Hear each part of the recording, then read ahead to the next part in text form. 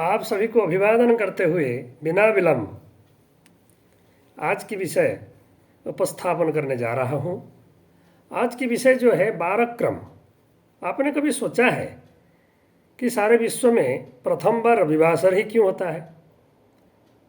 इसकी पीछे क्या वैज्ञानिकता है? तो इसके ऊपर हमने आज सोचा कि आपको बताऊं। ये पंचांग का विषय है। जो पंचांग परिचय आपको बताया था उसमें प्रथम जो होता है बासरा होता है। तो आज इसके ऊपर हमने चर्चा करने जा रहे हैं। आप ध्यान से सुने।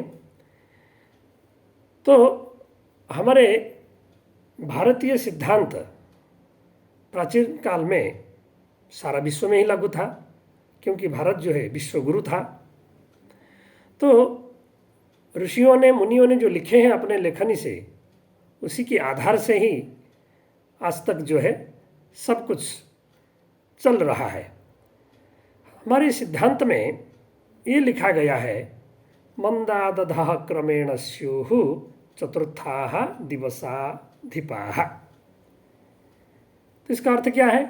मंद, तो मंद शब्द का अर्थ जो होता है शनि होता है। तो जो प्राचीन ग्रहों की जो कक्षा है, नक्षत्र कक्षा है, सर्वोपरि जो हमारे कक्षा होता है वो नक्षत्रों का होता है। फिर जो है ग्रहों का कक्षा है। तो अधोधः क्रमेण जो है ग्रहों का अवस्थान है। तो सर्वोपरि जो है शनि की वास है, मंद है, मंदादधः क्रमेण स्युः। फिर इसके नीचे आप इसको लिख सकते हैं, सर्वोपरि जो है गोल बनाइए। वो गोल में, क्योंकि पृथ्वी जो है ब्रह्मांड जो है गोल है, हाँ सब कुछ गोल है यहाँ पर, तो इसमें गोल से आप बना सकते हैं। सर्वोपरि जो है हमारे शनि की कक्षा है विद्यमान। फिर इसके नीचे जो है बृहस्पति की कक्षा है। फिर इसके नीचे जो है भौम कक्षा है। फिर इसके अधोभाग में सूर्य कक्षा है। फिर इससे अधः शुक्र की कक्षा है। पुनः उसके अधः बुध की कक्षा है। पुनः इसके नीचे चंद्रमा की कक्षा है। हम लोग जहाँ वास करते हैं उसको भू कहते हैं। भू मतलब पृथ्वी।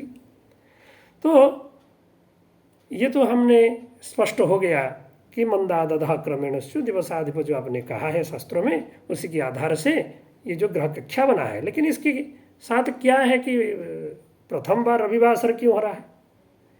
तो भाई सही बात आपने कहा। तो उसकी अगर हमने पुनः अगर हम प्राचीन ग्रंथों को देखते हैं, उसमें कहा गया है जब सृष्टि की उत्पत्ति हुई, ईश्वर ने इसको उत्पन्न किया, तो ना दिन था ना रात्रि था। ये सुंदरता से हम नासादीय सूक्त से इसको पढ़ सकते हैं, ना सत ना असत। तो इसका मतलब क्या है? था ही क्या?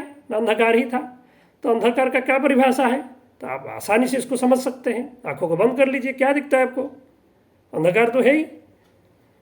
तो भगवान ने सबसे पहले अपने शक्ति से भगवान सूर्य को उत्पन्न किया अपने अंश से। हिरण्यगर्भः समवर्तदाग्रे भूतस्य जातः पतिरेकः आसीत् सदा आधार पृथिवीं द्यामुते मां कस्मै देवाय हविषा विधेम। तो इस प्रकार जो है हिरण्यगर्भ सूक्त में भी इसकी वर्णन हमको प्राप्त होता है। पुनः सूर्य आत्मा जगतस्थस्तुखश्च। सूर्य जो है जगत का आत्मा, क्योंकि सूर्य के बिना ना सृष्टि में दिन होगा ना रात्रि होगा। जब भगवान सूर्य को उत्पन्न हुआ तब जो है दिन रात्रि की व्यवस्था बना। तो फिर जो है ये तो हमको समझ में आया कि दिन रात्रि अब जो है सूर्य की वजह से हुआ। तो प्रथम वासर इसीलिए हुआ क्योंकि भगवान का एक नाम है आदित्य, क्योंकि आद्य से उत्पन्न हुआ, सर्वप्रथम उत्पन्न होने के कारण इनका नाम आदित्य बना और प्रथम वासर का स्वामी इनको दिया गया। तो आप वही मंदादधः क्रमेण स्युः दिवसाधिप जो इसको कहते हैं, जो प्रमाण प्राचीन ऋषियों ने लिखा है, भगवान सूर्य ने लिखा है, उसको आप देखिए। क्योंकि आप जो ग्रह कक्षा को गोल बना के रखे हैं, उसमें देखिए अगर सूर्य से भी आप गिनती करते हैं या शनि से गिनती करते हैं, जहाँ भी से गिनती करते हैं, आपको रविवार के बाद सोमवार आएगा और शनिवार के बाद रविवार ही आएगा। देखिए सूर्य कक्षा के नीचे आपको मैं बताया था किसका कक्षा है? ना शुक्र की है, शुक्र के नीचे किसका है, ना बुध की है, बुध के नीचे किसकी है, ना चंद्रमा की है। तो रविवार के बाद जो है सोमवार क्यों आता है, ना रवि से गिनती करिए, सूर्य, शुक्र, बुध, फिर चंद्रमा। तो रविवार के बाद सोमवार आता है, फिर सोमवार के बाद मंगल क्यों आता है, तो आप फिर गिनती करिए, जैसा कि चंद्र कक्षा है, पुनः शनि कक्षा है, पुनः गुरु कक्षा है, पुनः भौम की कक्षा है।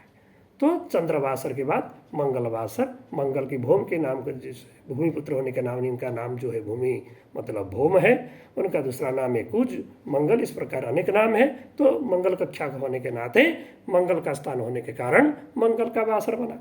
फिर मंगल से चतुर्थ फिर गिनती करिए, ये एक पद्धति आप इसको आसानी से समझ सकते हैं। पुनः अगर मंदाद क्रम इसको से अगर विचार करते हैं वहाँ से भी, तो शनि कक्षा है, शनि कक्षा के बाद जो है गुरु कक्षा है, पुनः गुरु के बाद जो है भौम है, और भौम के बाद जो है सूर्य है। वहाँ से भी गिनती करने चाहते हैं, फिर भी आपको शनिवासर के बाद रविवासर ही प्राप्त होगा। ये जो है पद्धति हमारे प्राचीन आचार्यों के अनुसार, ये जो है रविवार की जो बात सोमवार है या सोमवार के बाद मंगलवार है, ये कक्षा के आधार से आप इसको समझ सकते हैं, आसानी से समझ सकते हैं। दूसरी बात है कि जो प्रथम बार होगा, क्योंकि दिन और रात्रि जो है हमारे 24 घंटे होते हैं, दिन 12 घंटे और रात्रि 12 घंटे होते हैं।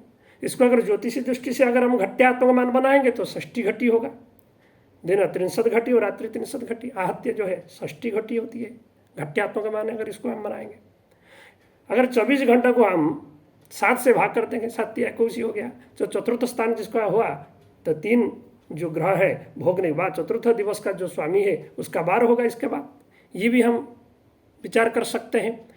तो इस प्रकार जो है हमारा वैज्ञानिकता, ज्योतिर्विज्ञान जो है हमारे स्पष्ट ये करता है, प्राचीन पद्धति के अनुसार ग्रह कक्षाओं के आधार से हमारा जो है दिवस या वासर निर्णय किया गया है, जिसको सारा विश्व आज जो है स्वीकार कर रहा है। तो इस प्रकार जो है आपका सामने ये जो है बार की क्रम को हमने सामान्य रूप से आपको समझाया। आशा है आप समझेंगे।